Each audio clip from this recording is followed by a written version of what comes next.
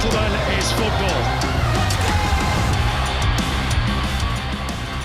White-collar West versus white-collar East.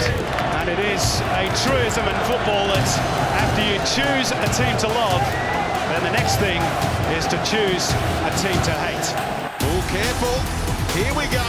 Now it's all kicked off a bit. Normally one of the most mild-mannered players in the competition. So many subplots, so many stories. It's 1-0 Wanderers. Their first goal in the derby. Philip Velasco for Sydney FC. First blood for the Sky Blues. It's in the back of the net against his old club. And surely that's the derby one now for the Western Sydney Wanderers. Brantonis! 4-3 Sydney FC. Extraordinary. Oh, the flying header. Steps up when needed against their old enemy. Is that the crucial blow that sends Sydney through to the last four? The red and black rejoice. It's a derby walloping. Quite extraordinary. Fired into the roof of the net. Unbelievable. Spine tingling. In caps. And we're all set in Western Sydney.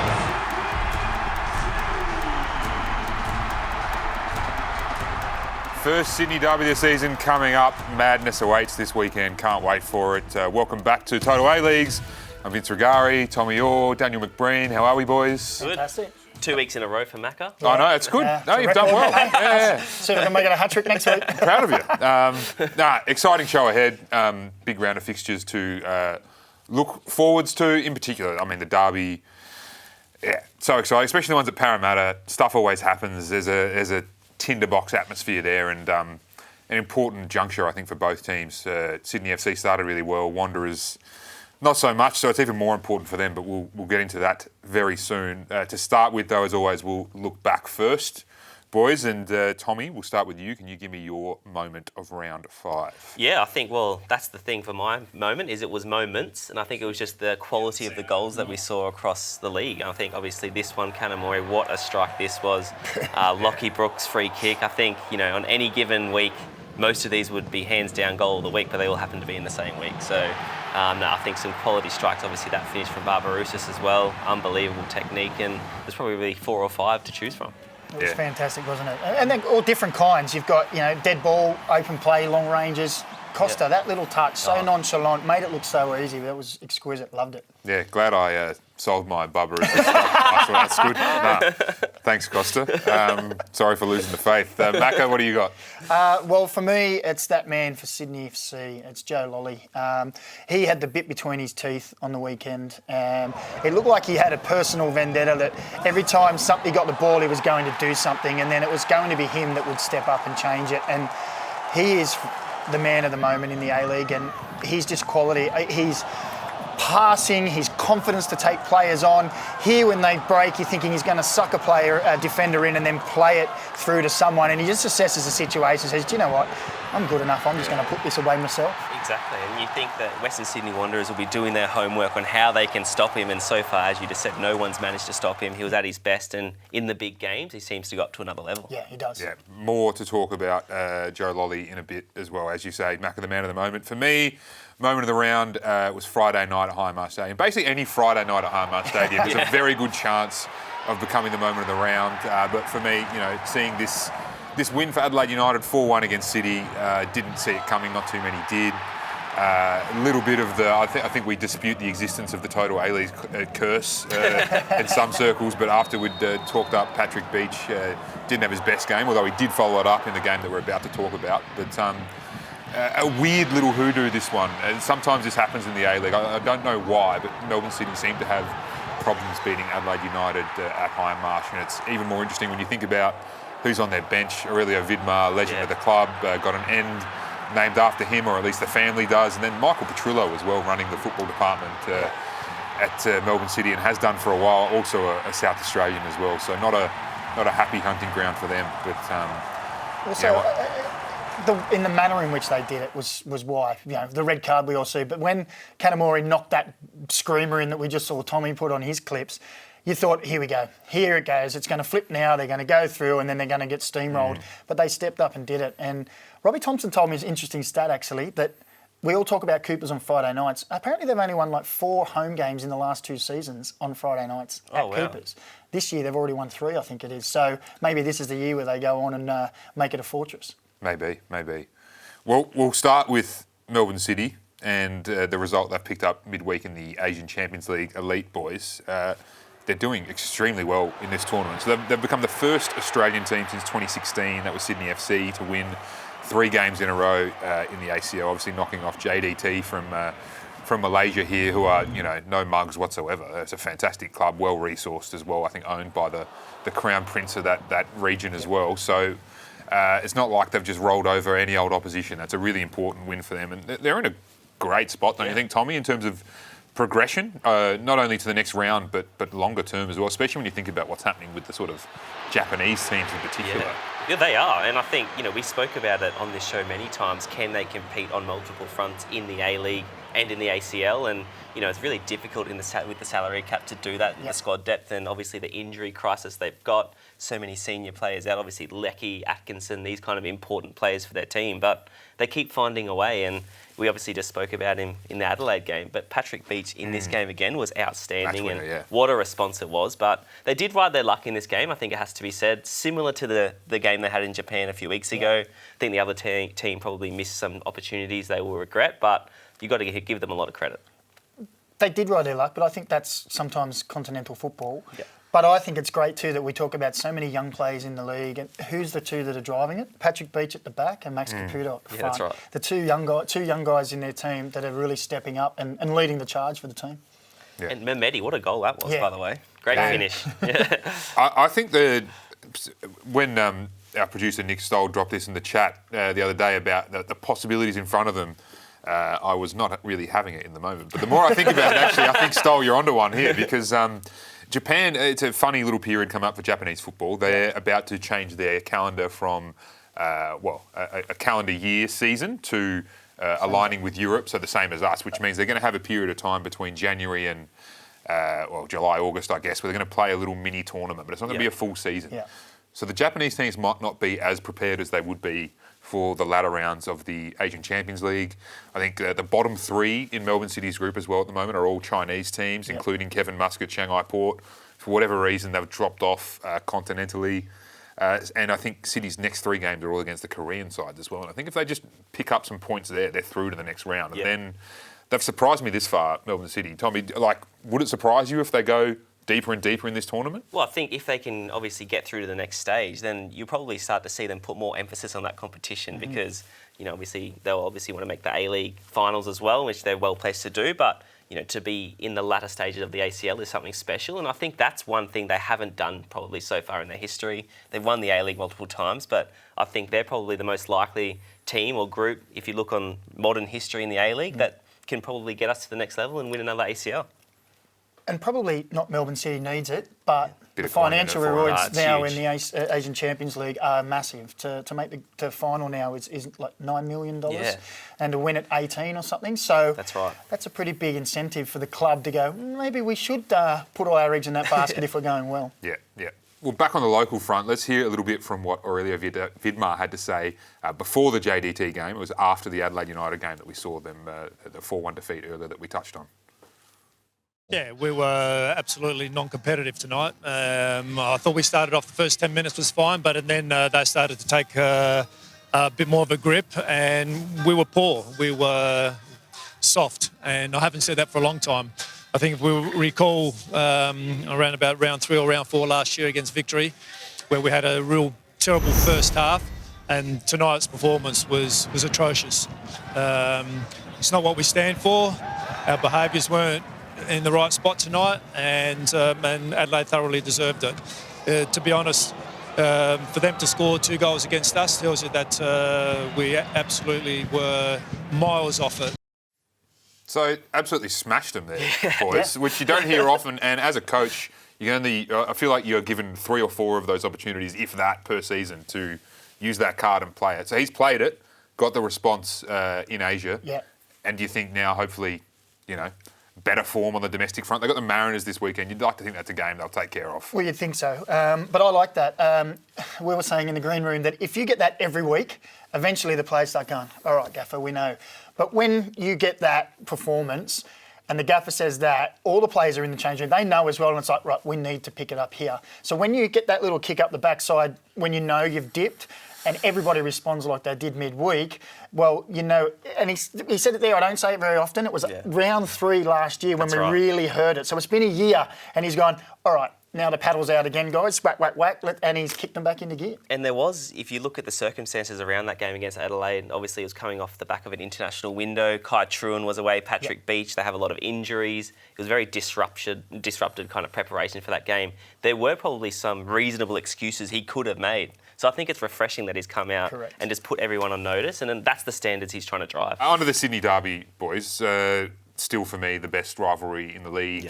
Nothing like it, especially when you're there in person. From the Sydney FC side of things, a real opportunity to stamp some dominance, don't you think, Macca, after the season, or the start to the season they've had and how poorly, comparatively, that the Wanderers are doing? Without a doubt. I don't think there's any motivation needed for these kind of games, but knowing that first place is still on the table for you and you're keeping your rival right down near the foot of the table and potentially heaping a lot doing on the manager and his job.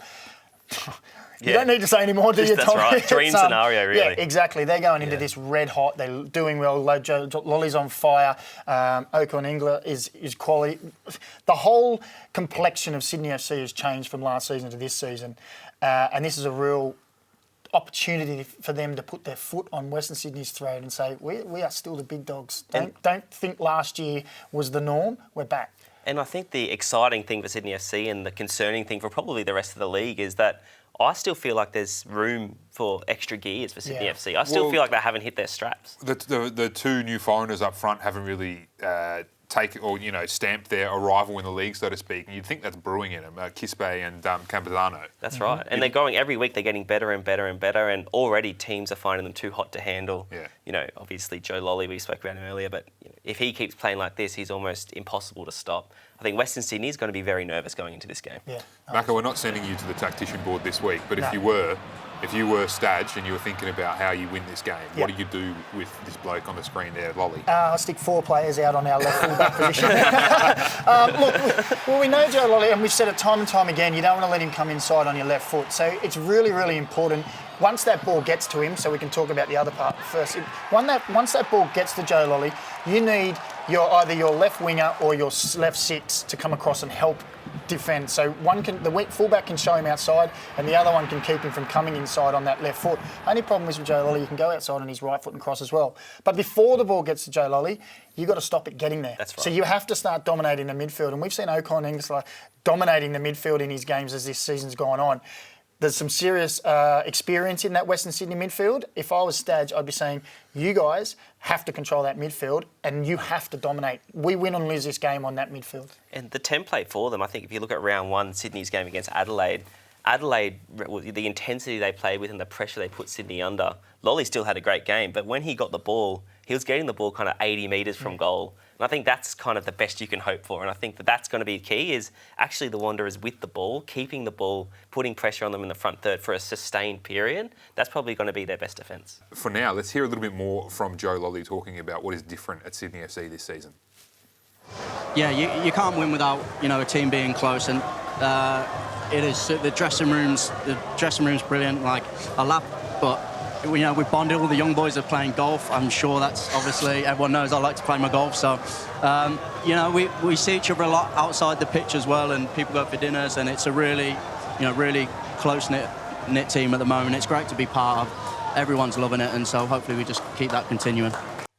It's interesting because I don't know if anyone would say that there were any particularly bad dressing room influences there last season, but maybe just the balance of a little clique of Brazilian players maybe disrupted the team unity a little bit off the field, and then on the field maybe Costa, as good as he was, and Lolley just running into each other's space a little bit too often. So I think maybe it's probably a good thing for them that they have sort of one big dog in terms of the front line, and it seems to be working out for them very well at the moment.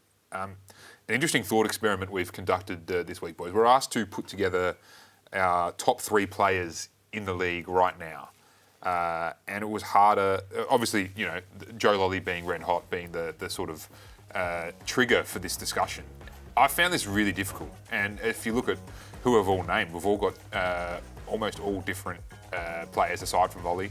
You blokes have repeated Verstrada there in third place. I thought there were maybe 10 to 15 players who you could nominate in second or third, and I would not have any I've got no arguments with who you've got there. Likewise. And I think, you know, we spoke about this on air, off air as well. I think, you know, if you're looking at the best players ever or the best players right now, and that's two different answers. Yeah. And Juan Mata is probably the most, you know, with the greatest pedigree, so he would have to be top if it was going off ever. But right now, I did put Matt Leckie at number 2, big asterisk, because when he plays. We saw in the finals last year, and when he plays, I mean, it takes them to another level. Is he playing? He's not. But right now, 6-month period I've allowed myself. I looked at it as I thought who had the most influence in their team winning games. Yep. And Joe Lolley obviously is a standout when he's got the bit between the teeth. But yeah, we all know how I feel about Kai Truan at the moment. And Louis Verstrade, he's just...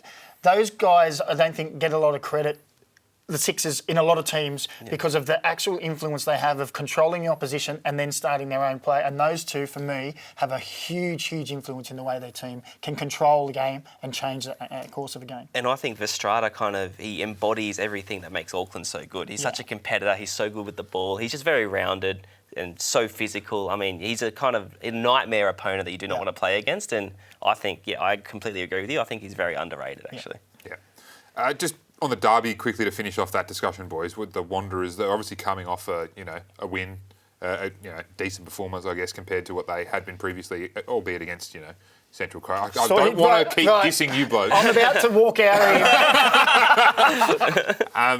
here. Like we've been speculating about his position, Alen Stajcic, and there's question marks about so-called power struggles within the club. Does Staj have all the say over football decisions? Is there, other dynamics at play in the background? All of that gets quiet and goes away a little bit if you win the derby, right?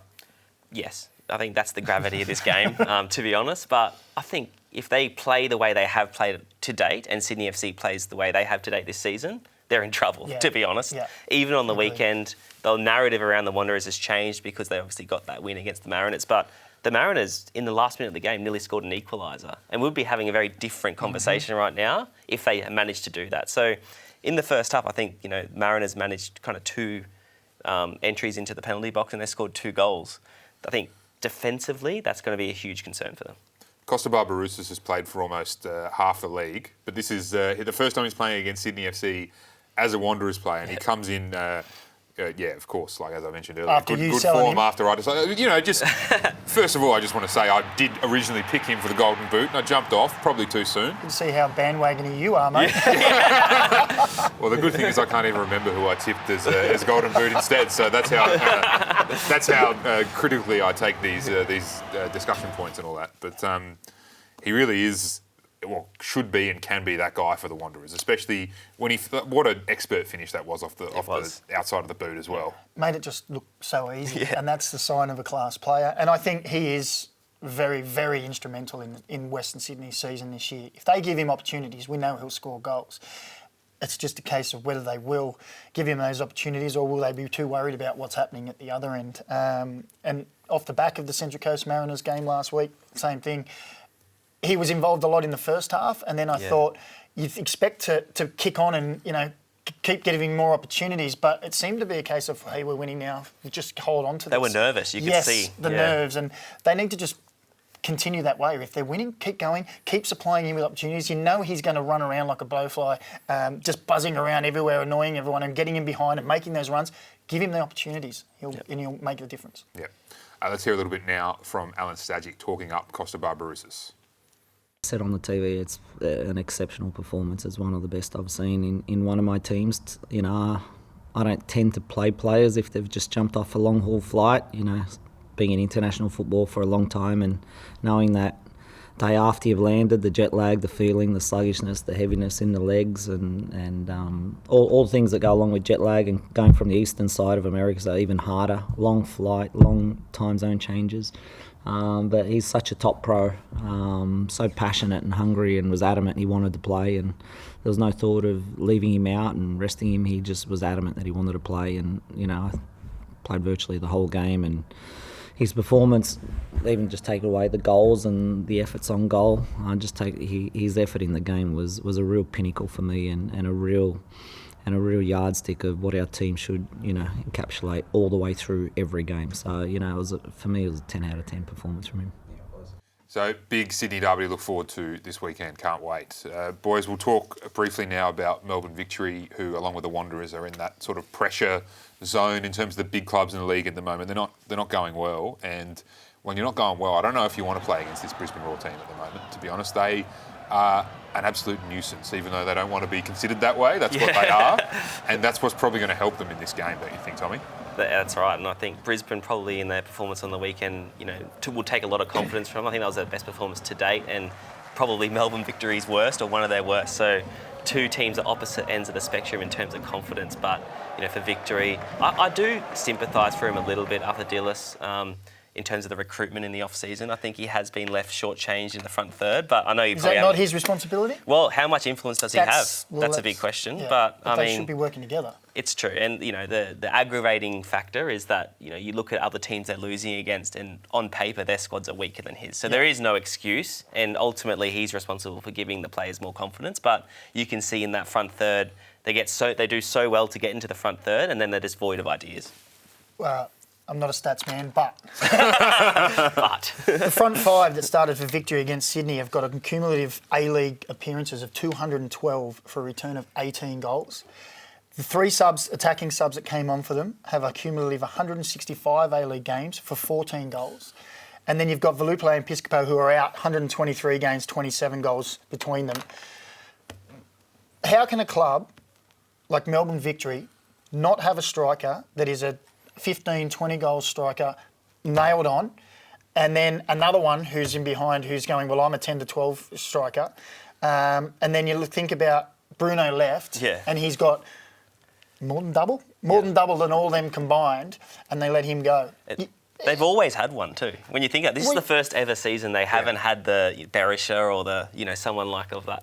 But it's a big Melbourne Victory's a big club. Yeah. So why haven't they got a big striker who everyone looks at and goes, oh my God, he's definitely going to score 15, 20 goals this year. The other question, and sorry, I don't want to, but your comment about I feel sorry, this is him and the football department. They've got this wrong big time for me. Yeah, it's to true. have that little goals in your front third throughout the club for a club like Victory is just not good enough. how do they not have someone in their academy who can, with no disrespect to Virgos and Reece as well, who have obviously had a crack in those positions as not working, either one of them, how do they not have someone who they can look at and just say, you know what, even if we accept that our striker at the moment isn't going to be the striker we want him to be, at least we can get some games into a kid that we value and get something out of it. That's right, exactly. And I think that's a huge issue for them, is when you look at their squad generally in the Melbourne derby a few weeks ago, all the young players that were coming through were Melbourne City Academy graduates. They weren't Melbourne Victory players. So there is a big problem there for the club, I think, bringing through players as well. And this has really brought it to the surface. But touching on what you said, someone like Santos, they re-signed him in the off-season as well. He's a player completely void of confidence. He's not starting games. He's a foreign spot as well. Like, there's so many question marks about their recruitment, and how much influence Dillis has on that, I'm not sure. If he is responsible, then ultimately he's kind of made his own bed. Yeah. Well, let's hear a little bit now from Arthur Dillis. Well, we've got to keep playing the football that we played in that first half, which allows us to be in a position to win games. And the more you do that, the more chance you give yourself of scoring and turning things around. In the end, you've got to just keep working. And it's work in progress. We've got to keep going. It's very disappointing. The result, absolutely. Devastating. It's not good enough in a derby. It's not good for us. And we have to improve, that's for sure.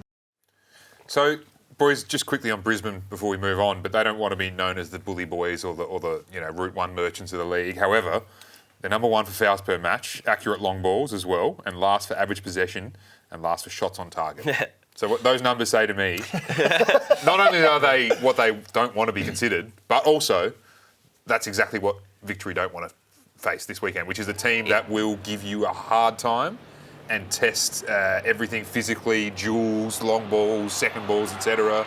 Victory got to come strapped for this one. It's everything they're not, basically, in a team, and they're complete opposite ends. I think Victory, still, if they play to a sum of their parts in terms of the quality they have as individuals, they should beat Brisbane. They've got a better team than Brisbane, but Brisbane is just so competitive, so hard to beat. That was an outstanding performance against Auckland, and I think that's really kind of a marker for them going forward. I think they'll be very pleased with that game. I think they should have won that game. They were the better team, in my opinion. I thought Ruse and Vidic worked very well together. I loved watching the battle between Vidic and Pineacre the whole game. There was a lot of those little battles going on throughout the game.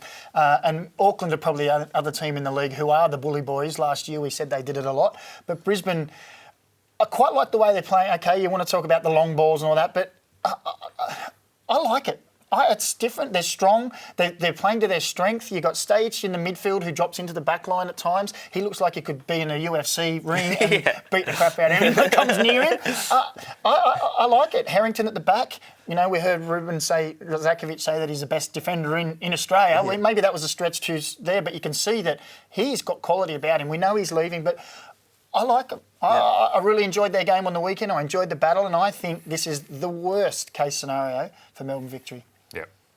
Tommy, talk us through your team of the week, please, mate. Yep, so my team of the week in goals, I've gone for Josh Schmitz, obviously beating City. I think he's had a great start to the season, to be honest. And We've touched on him previously in the season. I think he's been an underrated aspect of why Adelaide are going a little bit better now. Agree completely. And at the back on for Ryan Grant, Bart Vreens, Matt German and Moragas, who, despite being on a losing team, had a great game for the Mariners. Joe Lolley, again, we discussed him earlier. Alagic and Ocon Jr. and Vrakis. I've gone for it. Left midfield, we spoke about Brisbane just then. I think he kind of embodies everything that makes them so competitive. And up front, Jovanovic, obviously very influential once again, and Costa Barbarouses. Very good. All right, let's look ahead to the fixtures coming up this weekend in round 6. And this segment is almost unofficially becoming the listen to what Auckland have cooked up this week for off-field shenanigans, because this is unbelievable. They've got a half-time baby race. I don't need any more details around that, but I'm just I'm tuning in just for that now. Very curious. I hope that's on the broadcast. They've also got a giant pass the parcel game. Yeah. I don't know how big giant is, but I'm also excited to find that out. So that's hats off to the Kiwis, because they are just coming up with something every week that makes me laugh. But if I was at those games, I'd be keen as for that stuff. So happy days. Macarthur FC as well have a 2-for-1 deal as well for tickets for their game against Perth Glory on Sunday, which is a really good opportunity for them. And then the derby, the 2 goalkeepers as well will be wearing number 0 on the back. That's in recognition of the New South Wales road safety campaign. Hopefully, taking us towards a world where there are 0 road deaths every year. So a noble and worthy cause there. Good on them, but I'm still just thinking about the baby race, to be honest. If we see you over there in a nappy crawling, the highlight of my week. Oh, so good, so good. All right, we'll break it up a little bit now with a little feature on the 2 blokes we were talking about before, the right side of your team of the week, Tommy, Ryan Grant and Joe Lolley, trying to name as many Premier League teams as they can. I'll say 15. 16. No, you have it. 3, 2, 1, go. Man City, Man United, Newcastle, Liverpool, Chelsea, Arsenal, Wales, Tottenham, Wales Everton, ones. Aston Villa, Sunderland, Bournemouth, Hibs, Brighton, Hibs, West Ham, Wolves. I've gone.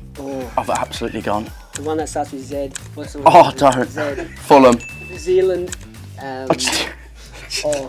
You got 5 seconds. You've got the one that starts with D. That is a killer, though. Sensational. What'd you get? Like 11? 15. Oh, you did. I won one more. Yeah, I'm not sure. What were you missing? Oh. Did you say Sunderland? Palace. Palace. Says Sunderland. Forest. Tottenham. Oh my God, Forest. Yeah. Your team, dude. Yeah. Probably That's got that. outrageous. Oh, wow. I think he goes. I thought he'd do a lot better than that. But it's, I think, harder than it looks when you got Ryan Grant gibbering in your ear. Yeah. And it just made me think as well, maybe we can save this challenge for another week. Narlene, welcome to the desk. How many? Can you name all A-League teams ever within 20 seconds, for instance? Let's just take that one on notice. I reckon there's something in it. I thought you were challenging me. No. We've got to be prepared for that one. I reckon that's a future segment. 100%. Yeah. Well, what do you got for us? Good to be back. There's a certain player who's gotten a lot of airtime today and he's about to get a bit more, Joe Lolley. I'm not a stats guy either, Macca, but I do have a few here. He's ranked joint top. Do you want to... Get him on. That's a good one. He's ranked joint top for goals, assists. He's the highest chance creator in the competition. So I'm just going to throw the question out there. Is he the best English player we've seen in the A-Leagues? Yeah, look, there's been obviously so many. I'm trying to think of some of the other good ones who have been here. Lafondra comes to mind. Yeah. But I think he probably is. No, I think is it the best player that's ever come? But if the best performing player in the A-League, I think Adam Lafondra has to take it. He's scored 74 goals. Not that I'm a stats guy or anything. Won a couple of championships, I believe, as well. I think Joe's really put his name up there, and he's making his mark, obviously, in Sydney FC folklore, but I think he's got a little way to go to catch Adam Lafondra. I played with another guy too. What was his name? Robbie Fowler. Never heard of him. You've never met him. He was garbage in the A-League. Look, what he was really good at was avoiding my challenges. Like, what an assist. What an assist. Yeah, you really set that one up for him. And then I crash tackle him as well, just to really rub it in. But it's all about the assist, guys. But I think, talking about Lafondra, he's obviously functioned in a team that was winning everything. That hasn't been the case for Lolley. Yeah, what a touch, by the way. But for Joe Lolley, his performances are in a Sydney team that struggled a lot. So, that's even more difficult to play well. So I think that there's definitely a good argument to say he is. Yeah. I'll throw a wildcard name out there. I don't think you played with him in this season at the Fury. Macca, bring back the Fury just quietly. Yes. Mark Hughes, a defender who I think came from Mark Hughes was Welsh. What are you talking about? No, he's English. Look it up. Banged in goals for Manchester United and... Other bloke. He came from some League One team and everyone was like, who's this bloke? And he was rock solid in a team that was crumbling around him, obviously, the Fury that season. There was a bit going on and I was really hoping that another team would pick him up, but he went back to England and... he's probably been pining for Townsville ever since. Right. I'd say, yeah. Over the weekend, we saw big boy Harrison Sawyer pull out the gritty, which we haven't seen in a few years. Yeah. And he's known to do a couple of these fun celebrations. If you remember, he did the Peter Crouch robot, which, Macca, you kind of played a role in that one. I did. It took him 17 games to score his first A-League goal. It took Peter Crouch 17 goals to score for Liverpool. So I said, big man, 17 goals, and I don't know what the dog with the worms part was at the end. No, I saw the Download boys talking about that the other day, and I was just thinking, mate, no. Yeah. I'm sure there's a story behind it, but I don't think I want to hear it. Yeah, I love a goal celebration, though. And he did the dodgeball one as well. Oh, yeah. Yes. How was that the from the movie? Yeah. I don't remember that. Yeah, that's on me, though. Obviously, amazing film. I just don't remember that. I don't remember the move. You know he loved a bit of a celly back in his day. You, Macca. Loved him. 2013 grand final. Yep. See, they've all got a meaning too. Like this one was back from my mates who I grew up playing football with. They said when you score a goal in a big game, you've got to do a little thing for us. We used to play in yellow and blue when we were younger, so still a little bit of thing there. So that was for my mates growing up. But what was... It was the Toronto were the Stags, and we used to score and we'd all run around with the stag antlers up like that. Right. I made that up when we were younger, and there it was in the A-League grand final. How good. You know what's even better? Celebrating a goal that never went in. Can you please explain yourself? Yeah, I've done that as well. Look, have a look here. I get kicked in the face, smashed against the post, look down and the ball hits the net, and I think it's you absolute clown. And it was actually the back of the net, I believe. And you're bleeding too. Yeah, bleeding too, yeah. I got kicked and hit into the post. Yeah, you must have been concussed. I was concussed. I've seen about 8 balls. Yeah, so you can celebrate goals or celebrate no goals. It's just time for celebrations. So good. Well, ending it on a bit of a feel-good note, and early in the week we got some fresh data from CIES Football Observatory about the fact that the A-League men currently ranks top when it comes to the most number of match minutes played by under-21s in the competition. So we're leading it over 50 top divisions in the world, and 113 of those under-21 players have been fielded in 2025 who are eligible for the national team. We always know how incredible this league is for developing the youth, but what do you think is sort of the driving factors behind it? And hopefully we can see it continue. I think the increase in transfers and transfer fees that other clubs abroad are paying now for the A-League players, and I think that's kind of the business model for all the clubs, and to see them lean into that. I think the national team's probably seeing the fruits of this now as well, and will for years to come. All this exposure the young players are getting, so it's great to see, and hopefully it continues. I look back to the golden generation, and that was my generation, but I was probably a bit below the golden generation. You could call me the bronze generation part of it. But most of those players at 16, 17, 18 were breaking into first team or playing first team regularly. It's that old adage of, if you're good enough, you're old enough. And we're seeing, maybe for different reasons, economic reasons might be a part of it as well in our league, but I'm all for it. I think it's exciting to see the young players come through, and the more experience they get at a younger age, the more chances teams, overseas teams are going to look at them and say, well, they've got experience now. They've been playing for 2 or 3 years. Where when you see a guy break in at 22, 23 and they might have only played 20 games, I think that's a little bit of a question mark for foreign teams. So it's great. Right. And as you said, business model, bring them through, make them do them well and sell them off and that's how it should be working here. Yeah. No doubt at all, by the way, that economic reasons are part of it. Yeah. But in every crisis, there's an opportunity. Correct. And this one is going to lead to better economic outcomes, I think, over the long term because of the transfer revenue, which is really important. And I think, as you said, Tommy, the future of the Socceroos, I think the next window, or cycle, 2, 3, 4 cycles, the more that come through and get sold and go overseas and do well, the better the Socceroos are going to be, and the better the whole of the game is going to be as well. So I think it's awesome. And if it makes A-League teams invest more in their academies to bring these guys through, invest in more facilities, more clubs, it just becomes a self-sustaining model, and that's what we want to see. Like City, basically. Yeah. Exactly. So where do we just got to go get a few bill? I'm working on it. Thanks, Nolene. Appreciate it. Thanks, boys. Tommy, I've been told you won't be here next week. I'm not. Looking forward to pulling a macca and having the week off. Okay. Good. You're allowed to take weeks off as long as you're hanging on him. That's great. Exactly. So we'll catch you next week, and I look forward to hearing your excuse off air, Tommy. And we'll see you next week on Total A-Leagues.